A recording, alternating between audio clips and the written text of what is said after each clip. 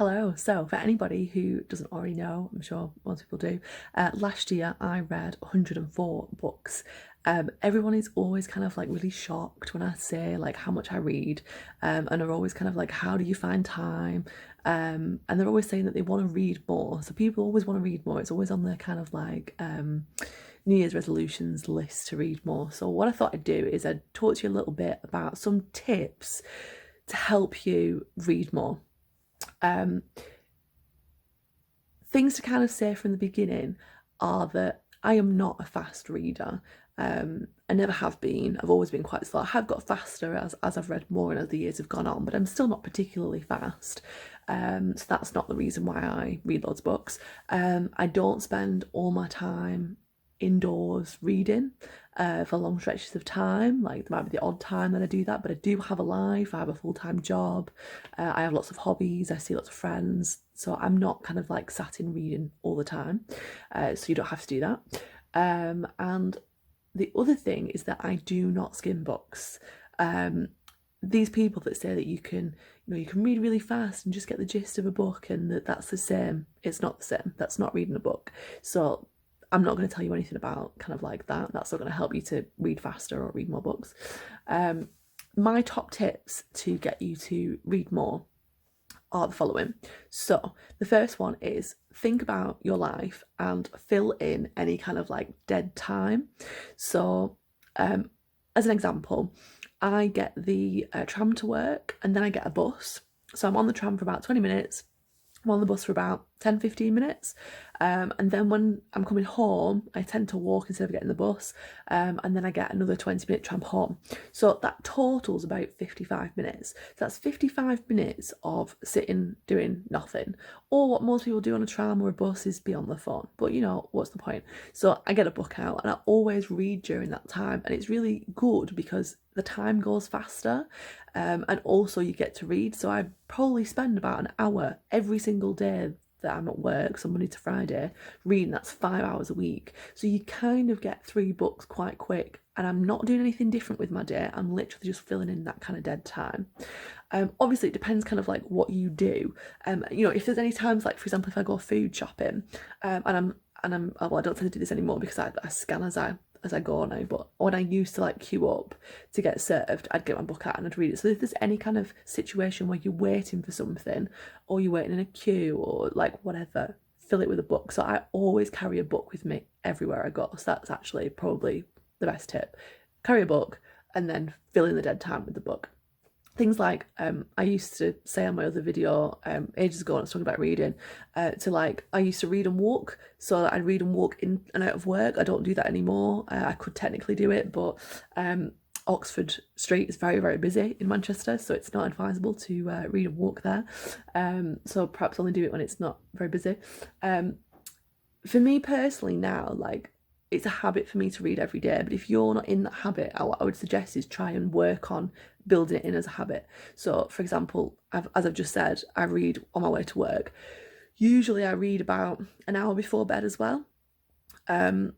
Sometimes this doesn't work because obviously if I get in late and I'm tired and things, I don't generally, but I have problems sleeping sometimes, so I usually just read like a couple of pages whilst I'm kind of like winding down. So I'll have the lights on low while I'm reading. It's really good for sleep as well, so that's another thing that you could potentially do for other purposes, and then read as a facilitation. Oh, I'm reading my board, that's why I'm hesitating. If you're trying to read really fast and you're trying to get through loads of books, what I would advise is picking books that you enjoy. I always read books that I enjoy really, really quickly. So for example, if I'm really enjoying a book and I can't put it down, I'll probably read it within 1 or 2 days, and that will be the time where I'll sit down and I'll dedicate the time to reading. If you don't enjoy reading, and it might be just because you've not found the right book, like find something that really interests you and then you'll want to read more. And mix it up. Like, it doesn't have to be fiction, it can be non-fiction. In actual fact, if you're reading for development and for improving yourself, I would advise reading non-fiction. Like, I never read non-fiction because I thought it was just autobiographies, and I didn't realise how much non-fiction out there is really, really interesting and really kind of has helped me as develop as a person. So I would say mix it up. It allows you as well to read like more books at the same time. So the other thing is that don't just read one book and then finish it and then read another book. Like, you're going to read slower. It tends to be that after about 20 to 30 minutes, you lose your attention. And I don't know if you've noticed before, but I noticed in me that my eye tracking speed slows down.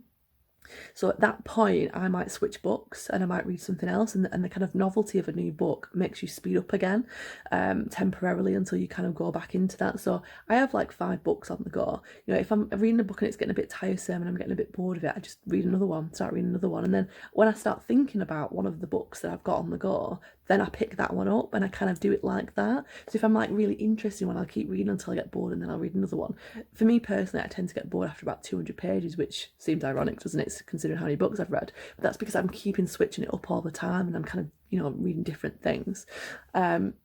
A massive, massive, massive game changer for me in terms of how many books I was reading, because I was kind of reading about like 40 to 50 books, and then now it's like 100. And the reason is because I got Audible. Now, I am the kind of person who absolutely hated the thought of audiobooks, because my experience of audiobooks had been a very poor narration of the book, apart from Stephen Fry narrating Harry Potter. But then for me personally, it just felt too slow. So I speak quite fast anyway, and I process information quite quickly. If I watch YouTube videos, I always watch them on like 1.75 or double speed, because my brain just processes information really quickly. It's kind of used to doing that now. I've probably trained it up into doing that. So in terms of listening to audiobooks, there's a really great feature on Audible which allows you to speed it up. So if you listen to it through headphones, you kind of get used to it, and it doesn't sound like a chipmunk like most people think. Like, your brain starts to make it sound normal. So for me, I have read, you know, lots of books through Audible on kind of double speed. Not all books work the same. Like, each book has its settings where, like, for example, double speed on one book might be really too fast, whereas on other books it's not fast enough. So it depends on how the person's actually speaking. So that's an option that you can do. And also, it's what's really good about Audible is you can fill more dead time with it, because obviously if you're trying to fill dead time by reading an actual book, you can't do that because you need to pay attention. Like, I can't read and drive, like, you know, I can't do that. So I would have to, oh, I'm running out of time. I didn't delete that video. I'm gonna have to add something to it. Anyway, so you can fill more dead time. What was I gonna say? Oh, I'm just gonna stop now and delete. How annoying, I just had to delete a video because my memory ran out. As I was saying, if you get Audible, you can fill more dead time with it, or just listening to audiobooks in general. Like, I know a lot of people who get them off BorrowBox, which are free from the library. So, you know, there's other options as well. You don't have to just get them off Audible. I know Audible can be quite an expensive thing if you know, aren't enjoying reading as much as I do. But yeah, you can fill lots of dead time with it. So for example, in the morning when I get up and after I've had a shower and I go back to my bedroom and I'm getting ready and I'm kind of like doing my hair and makeup and stuff like that, or if I'm making my breakfast or I'm making a sandwich for work, for lunch or whatever, I'll have my audiobook on, and so I will be listening to an audiobook like constantly in the morning. So then that will be like an hour of listening to an audiobook. So I'll have an hour of listening to an audiobook, I'll have an hour reading like on my way to work and back, and then I might have an hour before bed, and then whilst I'm making my tea in the evening, again I'll have another hour of an audiobook. So like every day I'm probably technically reading like 4 hours worth, which actually, now I think about it, is quite a lot. But to me it just doesn't seem like that, because I'm filling dead time with it. Like, I would be doing those activities anyway. I'm not setting time aside, apart from the hour before bed. I'm not adding anything to my day. So for 3 hours of my day, I'm just filling dead time with reading. So it's kind of like a non, I was going to say a sort of non sequitur then, but that's not the right thing. It's a no-brainer really, isn't it? Like, you can easily fill dead time like that.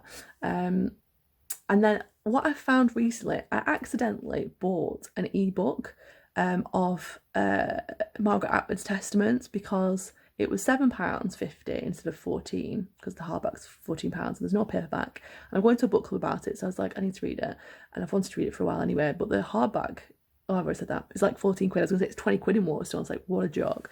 So I was like, oh, it's £7.50, I'll get this version. It's an ebook, which I am gutted about, because it's like as if I've just spent £7.50 on an ebook. But what I found out was, quite a while ago, I discovered that there's this thing called Spritz Reader, but you couldn't access it because it was a new thing and you had to pay for it and things. But now there's a free version on a browser.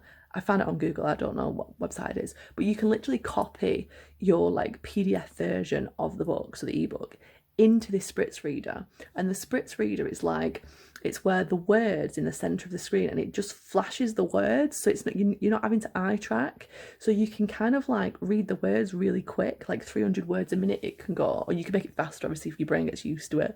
The only thing that I've found that's a problem is that because Margaret Atwood is Canadian, she uses a lot of hyphens, and the hyphens are connected to the words when there should be a space in between them. Very bad editing. So it shows like more than one word, so it kind of disrupts it a little bit. But you can put an option on where it kind of it speeds up and slows down, but then still has the average word per minute rate. Google it anyway, it's amazing. It's totally going to change reading, but then I feel a bit like my eyes are like not getting the exercise that they need like they normally do when I'm reading. But yeah, Spritz Reader. And what I also found out as well is that the PDF reader actually reads it out for you, because I assume it's like a function for people who are I was going to say deaf then, but then they won't be able to hear it, would they? People who are blind or hard of sight, visually impaired. So that's another like option as well. It doesn't read it as fast as Audible, but you know, if you don't want to get Audible, you can just get it on PDF and then you can get it to read it out to you. There are a lot of free versions of some books as well on PDF. I think there's like The Power of Now as a free PDF version somewhere. Or you can just buy, I wonder if you can buy the Kindle version and then read it on your computer. I don't know if you can do that or not. I don't have a Kindle, but you know, maybe that's something to look into as well. So, you know, I know there's a lot of snobbery about audiobooks and reading it in different kind of formats, but the information is still going into your brain. Like, it's just going in through a different sense. Like, you are still reading it, you're still processing that information, it's still going in, it's still having an impact on you. So I would count that as reading, I would count that as a book. So you've got lots of options there, lots of tips there. Good luck. I hope you read as many as what you want to read. And this year, I'm not setting myself a challenge, so I have not been listening to as many audiobooks. In fact, I don't think I've listened to any at all this year so far. I've just been reading books. So I am not going to beat my 104 because I am already behind compared to last year.